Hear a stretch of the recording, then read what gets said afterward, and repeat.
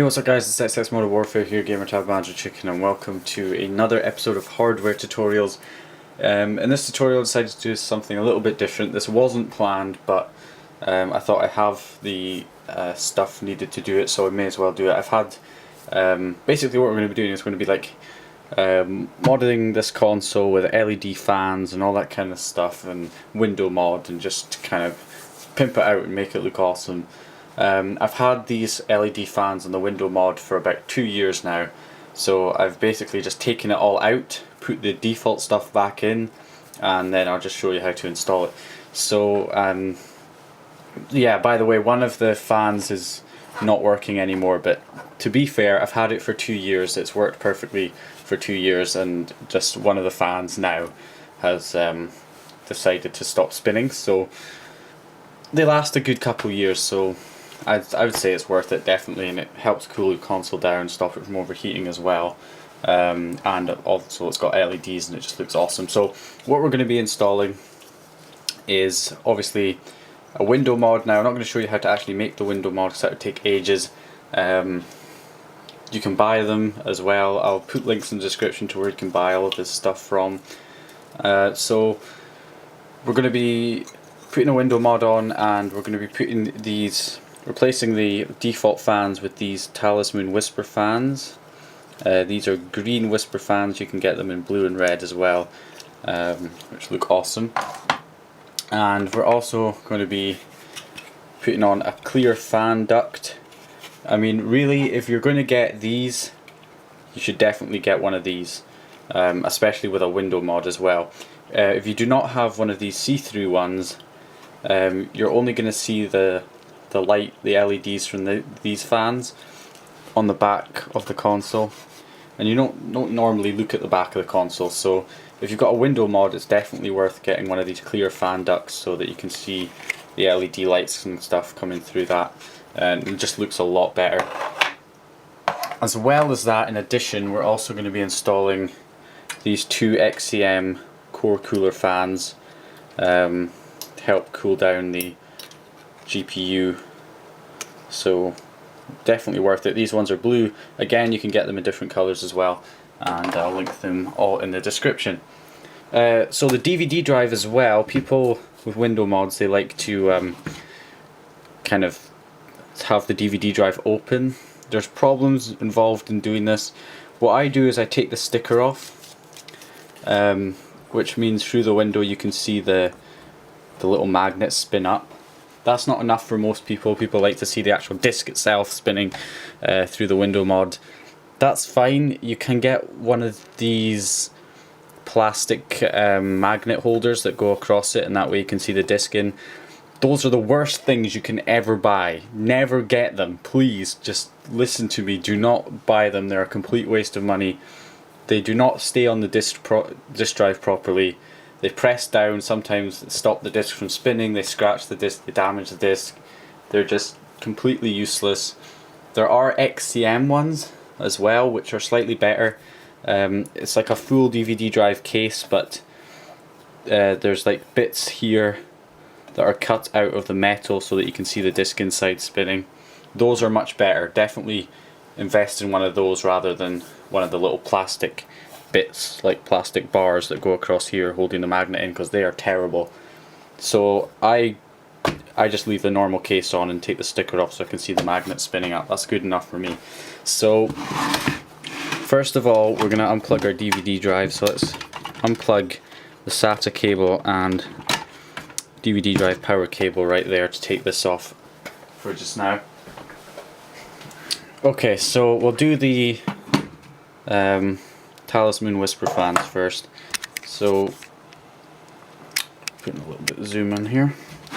So what we're going to do is take this fan duct off now. Sometimes you can just grab it and pull it directly up and it will come off. If not, there's that little hole there which you can put a screwdriver in and waggle it around to get this clip off, and then you'll be able to take it off.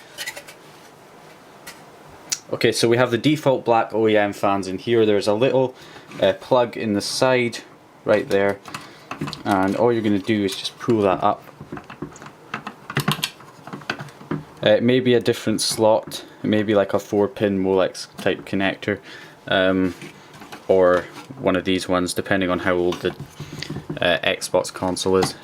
If you've got a Xenon or a Zypher, it'll probably be one of the fat plugs. No, Falcon or a Jasper, it should be a thinner. It should be this 3.1. So I'm going to unplug our old OEM fans, get rid of those, and put in our new ones. Now, as you can see, these new ones are using the fat 4-pin connector, and I don't have that on my board. I have a little 3-pin. So the fans should come with this adapter, the 4-pin to the 3-pin adapter. So we're going to go ahead and connect that up just now, like that. So we've got that all hooked up ready. So we'll just place them in, and then just push them forward so they slap in place. And then I just got to get this, just plug it back in. There we go. A bit awkward there. So that's us got those in place there. You can see the little plug plugged in there. And if you've got a clear fan duct, which I definitely recommend, just to slap that on instead of the default white one, so that you'll be able to see all the LEDs through the fan duct. Alright, so now let's do the XCM Core Cooler Fans. So we've got this one here is supposed to go on top of this grill. Now, kind of problem with these is they don't tend to work as well on consoles that have this grill here. Some consoles do not have this little pipe with the grill on it here, or heatsink, extra heatsink. They don't have that extra heatsink. A lot of consoles do, a lot of consoles don't. It'll still fit on if you do have this, but you may get a lot of vibration type noise, which can get real annoying. You're just going to have to muck around with the positioning on it, maybe try and mount it on something soft so it doesn't make a vibrating noise. It's just a problem that happens, but you shouldn't have that problem if you don't have one of these. So what we're going to do is place it on top of this grill, and it should just slot in place. And you've got this long cable that comes off it, and then you take the second fan, and this one goes round the side here and just hooks over the heatsink, and then you have to plug this fan into the first fan. So we got that plugged in there.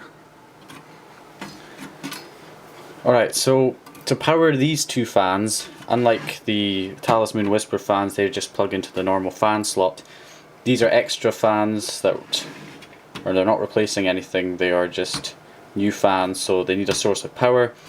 So they're going to be using the DVD drive power cable with a little adapter. This is the adapter here.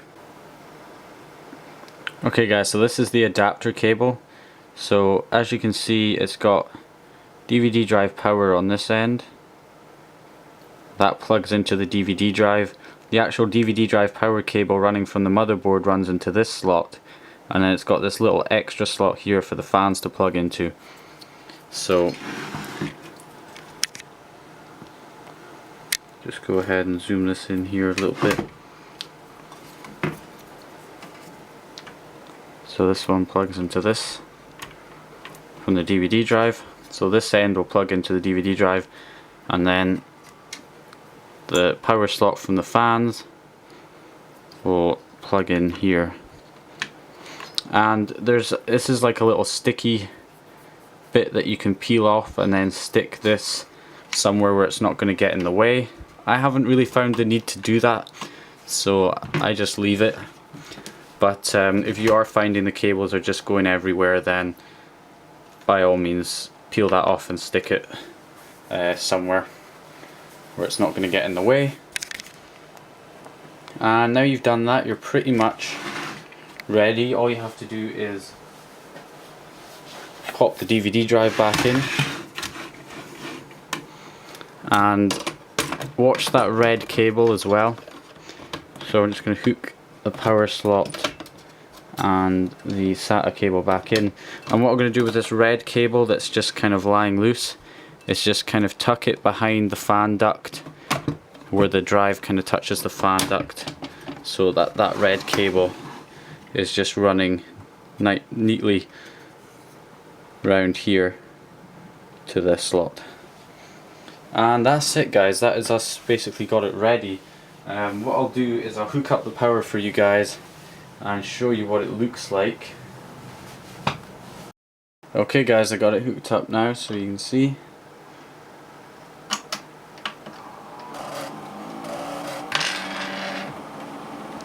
And that's what we got. So looks pretty awesome. I know this fan here is not working, like I told you guys at the start of the video. That one's finally stopped working, but like I say, I've had these fans for over 2 years now, so yeah, I mean they've lasted a good couple of years. And but this one's still going nice and fast, that's spinning up. And we've got the Talismoon ones as well. Try and take you over to the back as well, show you what the Talismoon fans look like at the back. That's the two fans at the back. And I'd also recommend, if you're doing this, you could also LED mod the RF board on the front. I'll be making a tutorial on doing that soon as well. There you go. So we can do something like that as well, which I'll be making a tutorial on soon, guys. So yeah, that is how you LED mod your Xbox 360 with lots of LED fans and just pimp it out. So remember to look in the description for links to where you can buy all of this stuff. And if you liked the video, please leave a like. If you found it useful, leave a like. Subscribe if you haven't subscribed already, and comment again if you have any questions, and I'll see you guys in my next video. This is really how we live.